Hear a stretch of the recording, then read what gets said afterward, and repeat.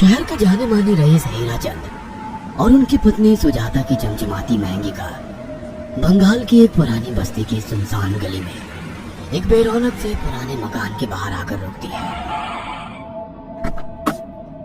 सुजाता, ये तुम मुझे किस जगह लेकर आई हो?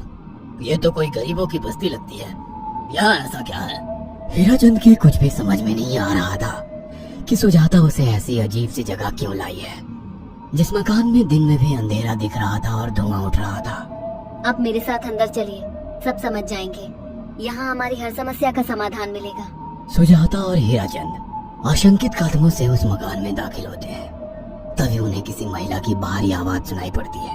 चले आओ, चले आओ। हीरा चंद ने देखा कि उस मकान के अंदर अंधेरा था।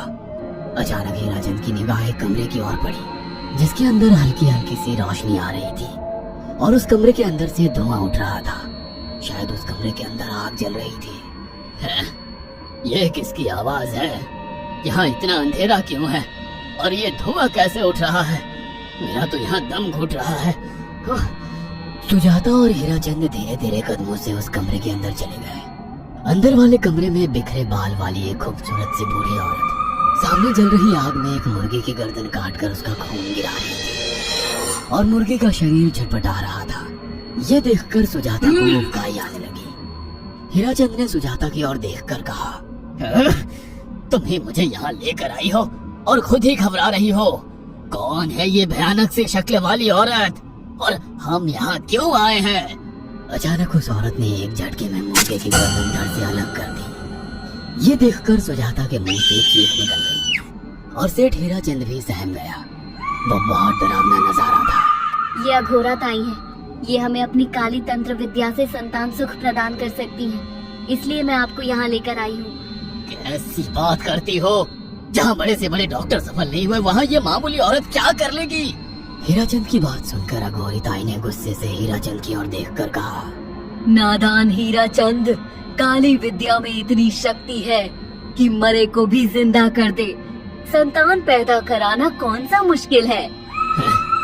तुम्हें मेरा नाम कैसे पता? क्या तुम सच में हमें संतान सुख दिला सकती हो? तुम जितनी दौलत मांगोगे मिल जाएगी। अगर ये संभव है तो। संतान का नाम सुनते ही हीरा चंद की आंखों में चमक आ गई। वह संतान के लिए कुछ भी कर सकता था। तुम लोगों को मुझे एक नवजात शिशु लाकर देना होगा।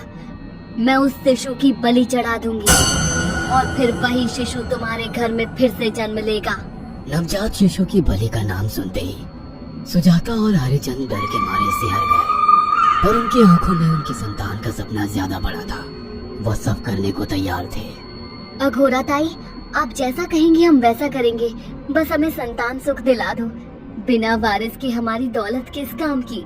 संतान सुख के लिए अंधे हो चुके सुजाता और हरिचंद अपनी नौकरानी शीला से एक नवजात बच्ची चोरी करवा के अघोरी ताई को दे देते हैं।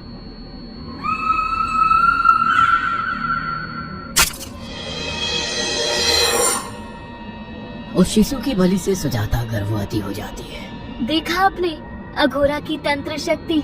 मुझे उस पर पूरा भरोसा था। चलो चलकर उन्हें धन्यवाद कहते हैं। हीरा चंद और सुजाता अघोरा ताई के पास पहुंचते हैं। वो दोनों बहुत खुश थे और अघोरा पर उन्हें अंधविश्वास हो गया था। अघोरा ताई, आप महान तंत्रिका हैं।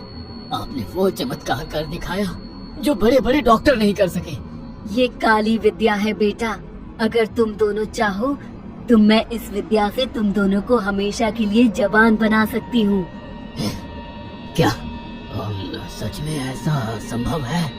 हाँ बिल्कुल, पर इसके लिए तुम्हें जवान लड़के और लड़कियों की बलि चढ़ानी होगी। तुम उन्हें यहाँ तक लाओ, बाकी मैं देख लूंगी। जवान रहने की लालच में अंधे सुजाता और हरिचंद एक अनाथ आश्रमों से हर रोज एक लड़की या लड़के को गोद लेने के बहाने अघोरी के पास बलि चढ़ाने ले जाने लगे। और एक दिन अघोरी ताई ने हीराचंद और सुजाता से इंसानी मांस खाने को कहा। पूरी तरह से इंसान से हैवान बन चुके अब वो दोनों इंसानी मांस खाने के लिए तैयार भी हो गए। ये गर्म खून और मांस खाकर तुम लोगों की उम्र भी बढ़ जाएगी। खाओ इसे। हाँ, सच में ये इंसानी मांस बड़ा स्वादिष्ट है। अघोरा ने अपनी बातों में फंसाकर सुजाता और हरिचंद को नरभक्षी बना दिया था। वो तीनों हर दिन बलि चढ़ाकर खून पीकर मांस खाने लगे। नौकरानी शीला भी नए शिकार लाने में उनकी मदद करती थी, मगर एक दिन शीला को शिकार नहीं मिला।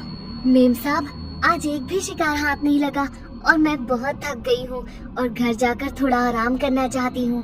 कोई बात नहीं शीला, एक छोटा सा काम है, तुम हमारे साथ चलो, लौटने में हम तुम्हें घर छोड़ देंगे। जी मेम साहब।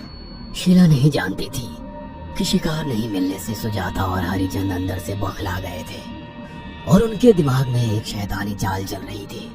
सुजाता, ये बेहोशी की दवा है, शीला के कान में बैठते ही तुम उसे सुंघा देना। आज हमें इसी की बलि देनी होगी। इसने हमारे यहाँ का बहुत खाना खाया, अब हम लोग इसे खाएंगे। वैसे भी ये आगे चल के हमारे लिए खतरा बन सकती थी। कार में बैठते ही सुजाता शीला को बेहोश कर देती है और वो लोग सीधे अघोरी ताई के यहाँ पहुँच जाते हैं, जहाँ अघोरी ताई शीला की बलि चढ़ा देती है और तीनों मिलकर उसे नोच कर खाते हैं। अघोरी ताई, हमको बलि चढ़ाते हुए पूरा 1 साल हो गया है। हमारा बेटा भी साल भर का हो चुका है। अब और कितनी बलि देनी होगी? बस एक आखिरी क्रिया और बची है, उसके बाद तुम दोनों हमेशा के लिए जवान हो जाओगे। कैसी क्रिया अघोरा ताई? 3 दिन बाद सूर्य ग्रहण है, हमें पास के घने जंगल में एक विशेष क्रिया करनी होगी। उसके बाद तुम लोग कभी बूढ़े नहीं होगे। कितना अच्छा होगा, हम हमेशा जवान रहेंगे और सालों साल तक अपनी दौलत से ऐश करेंगे। हाँ, सच कहा।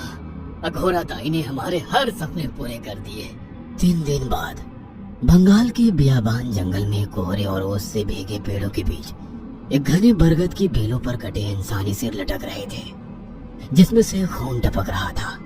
काले जादू का सामान भी रखा था। कितनी भयानक जगह है ये, हर तरफ कटे हुए सर लटक रहे हैं। थोड़ी देर में सब समझ जाओगे, बैठ जाओ और मेरे साथ ये मंत्र दोहराओ। अघोरा, ये किन लोगों की कटी हुई गर्दनें हैं?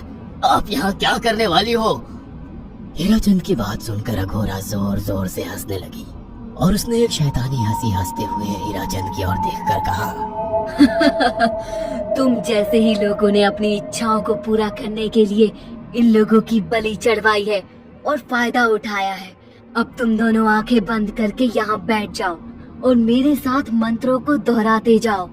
अघोरा ने सुजाता और हरिचंद को वशीकरण मंत्र और काले जादू के इस्तेमाल से सम्मोहित कर दिया और देखते ही देखते वो एक भयानक डायन में बदल गई और चीखती हुई बोली, अब मैं तुम दोनों की बलि चढ़ाकर अमर हो जाऊंगी, क्योंकि तुम लोगों ने 100 लोगों की बलि का खून पिया है।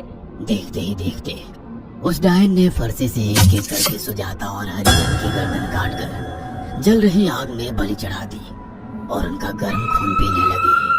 जब तक तुम जैसे मूर्ख और लालची लोग अपने फायदे के लिए दूसरों को मेरे पास लाते रहेंगे, मैं उनका फायदा उठाकर ऐसे ही उनकी बलि चढ़ाती रहूंगी। दरअसल अघोरा एक डायन थी और अपना स्वार्थ पूरा करने के लिए उसने हीराचंद और सुजाता की लालच का फायदा उठाकर उनकी भी बलि चढ़ा दी। बुरे काम का बुरा ही नतीजा मिलता है। अगर आपको हमारी ये कहानी पसंद आई हो तो इसे लाइक और शेयर करना ना भूलें। साथ ही ऐसी और नई कहानियों के अपडेट्स पाने के लिए हमारे चैनल अक्षु टीवी को जरूर सब्सक्राइब